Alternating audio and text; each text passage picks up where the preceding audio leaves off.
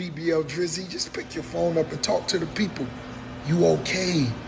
We know you may be shallow. We know. That right Bobby person? Joe, whatever that little girl name, that shit is weird. The Millie Bobby. That shit is weird.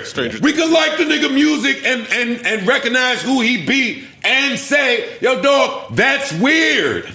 Oh, 100%. Listen, I know your face. I need questions, though. Because everyone's like, no one is going to forget BBL Drizzy. He was the one who coined the term BBL Well, no, Drizzy. and he continued to go hard on the Drake thing till, like, I don't know, somewhat recently. That's why it seemed like I just assumed. But at the same time, he didn't say anything nasty when he said no Drake vocals. Well, there was people on the internet was saying he said something called him Little Man. Like people would love for me to say I hate this nigga forever. Nah, homie, it ain't that. You know what I mean? When somebody step out of line and you gotta, chastise them or give them a spanking, that's what you do. But is it one of those things where there's a conspiracy? Hell no. Mm-hmm. Don't nobody fear Drake album release. What kind of shit is it?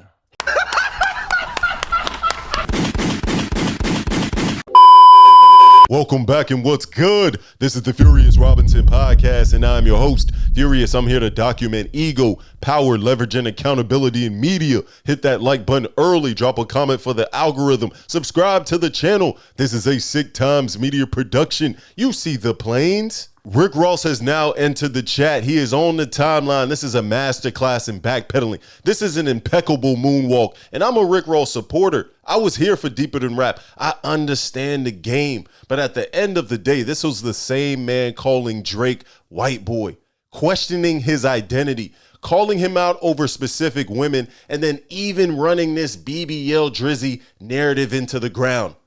Oh, so Ross, he's no longer a culture vulture, huh?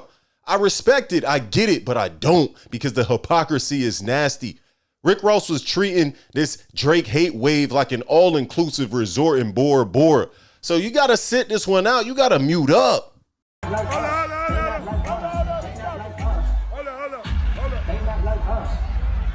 I'm at the pool party. BBL Drizzy, I'm at the pool party, and they just called you a petty. You a chomo? And Ross, let's slow it down. The culture was exactly what you said it was when the cameras were rolling and the mics were hot. The algorithm was rewarding all that goofy anti-Drake hate. So I don't understand now when ICEMAN is around the corner, the energy is shifted.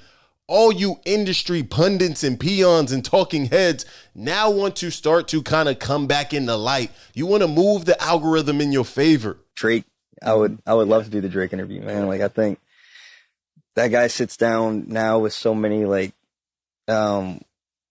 sycophants. Hey, dog, I hate to be the one to break it to you. Very bad news. Get this shit the fuck out of here and get you the fuck out of here. I don't get it, but I get it. You want to get back on the yachts because it's really not about no rap beef. It's about access. It's about leverage. It's about what happens when you play your hand too early against somebody who still controls the room. So I'm here to wake it up early. The music industry is centered around elite circles, power, and influence. Emotions do not matter. So when Rick Ross jumped out the window on Drake during the hate wave without realizing Drake was still him, one of the most culturally valuable relationships in hip hop. Now ICEMAN looks positioned to become a major cultural moment, and Ross is learning a hard lesson. You can't publicly exile somebody from the throne, then quietly ask for your seat back at the table when the kingdom survives. Drake, if you listening to this, homie, listen to me. My nigga, shine. I don't want to see you lose. No real nigga want to see you lose. That ain't what niggas about. This culture, this game, this rap shit, this ain't what it's about. I don't want to see you lose.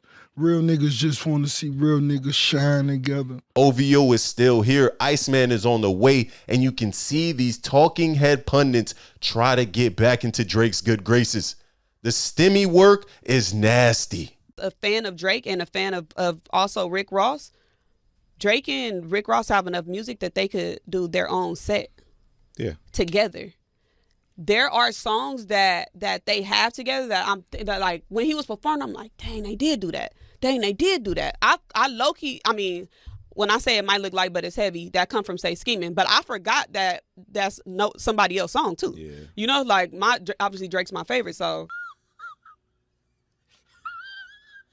So I have to say the quiet part out loud. Being cool with Drake is just not about music. It's about access to motion. You know, when Drake pulls up to your city, it's an entire ecosystem changer. We talking big yachts, private dinners. You got the ladies upon tings. You got the senoritas, the celebrities, the legendary musicians. He even has tech billionaires pulling up. And then you know we gonna go to the after party after the after party. Drake is basically moving the economy.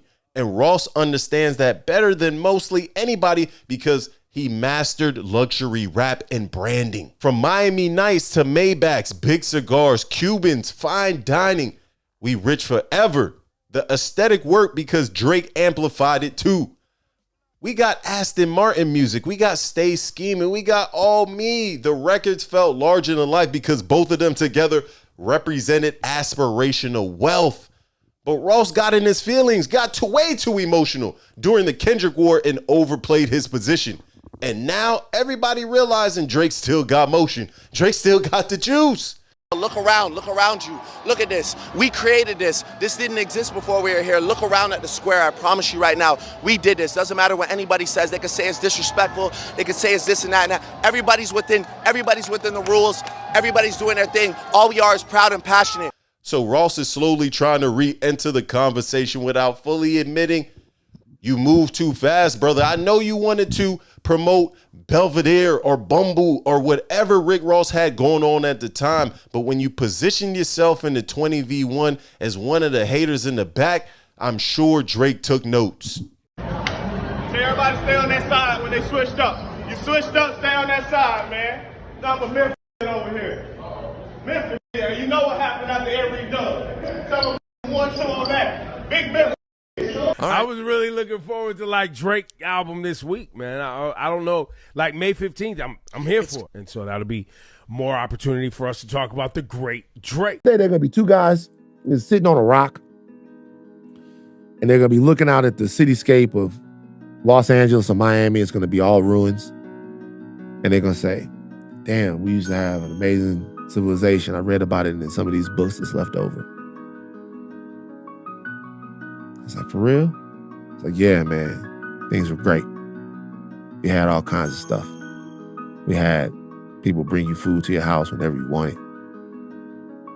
We had, like, you go to a place and tip somebody, they dance for you. You have a great time. And he's going, what happened to it? What ended this great civilization? The guy's going to look up in the sky and he's going to go, dick rod. We just couldn't get off a nigga's dick. And this is what I keep telling y'all. Hip-hop media is some of the most fickle journalists in the game. You see it on the timeline daily, the performative podcasting and pandering to a selective side. Because when the hate train was in full motion, when the 20v1 army was stomping, everybody was jumping on board. Everybody was getting their kicks in on Drake's back. Now that the numbers have changed, now that the rollout is here, the tune is changing. Folks backpedaling and moonwalking. We got Joe Budden softening up. We got Ebro starting to sound reasonably logic. We got Rosenberg in a competitive spirit and Ross talking real and shine together. Brother, what is this? Because deep down, everybody understands the same thing. Drake is still the center of engagement. The comments, the discourse, the clips, the debates, the think pieces, even the people that hate Drake make their best content talking about Drake. Ebro, I'm looking at you. The internet remembers everything. You can't spend the full better half of a year weaponizing the internet against somebody you once called a friend, then act spiritually enlightened once the rollout starts looking powerful. So pay very close attention because this is a masterclass in how you play yourself out of position. At one moment in time, people thought this was going to stick. They thought the narratives were going to hold. They thought Drake was up out of here, but they thought wrong, and that's the nasty part to me where Rick Ross comes into play. The Aubrey album, White Man? For real? damn, Champagne Poppy, they say them songs that you just streamed off your new project, White Man, say that shit ain't dope. The comments crazy. If you really think about it clearly, hip-hop is an endurance sport. A lot of people thought Drake was up out of here. A lot of people on the timeline, including Ross, used this opportunity to push narratives to get Drake up out that #1 spot. And the nasty part about that, it came back full circle because Drake dodged the narratives. He dodged embarrassment. He survived the memes, the hate cycles, and these talking head podcasters. That's why ICEMAN feels important, because if this album actually lands, a lot of people are going to be looking funny in the light, Ross included, especially because Ross wasn't some neutral observer. He was an active participant. He was jumping out the window with PDF allegations, removing Drake vocals in the verses, mocking him publicly, piling on during the Kendrick chaos. And now, brother, why? He trying to soften the blows, the edges before the album drops. So people behind the scenes see the momentum shift. Now is not the time to start jogging back to the station once you see the train about to pull up. It's too late. Y'all don't even know what's about to happen with this album. Let me just say that. Y'all don't even know what Drake is preparing to do. Like the things he's preparing to do and the music he's created, the way he's getting ready to entertain the culture, it's on a whole different level. And I could be fair. I could play a little bit of devil's advocate. Maybe Ross genuinely matured. Maybe he realized the rap beef goes too far. Maybe he misses the collaboration with Drake. Who knows? Maybe he genuinely respects Drake's contribution to hip hop. And honestly, nothing wrong with growth.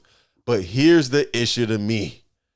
When you play around elite power structures, relationships are assets. And if you publicly damage those relationships from temporary internet validation, you better be prepared to live with them consequences. That's the real North Star here. Ross underestimated Drake's staying power. He thought public execution was permanent.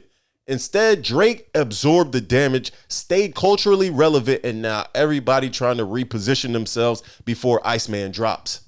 That's not rap. That's business. That's politics.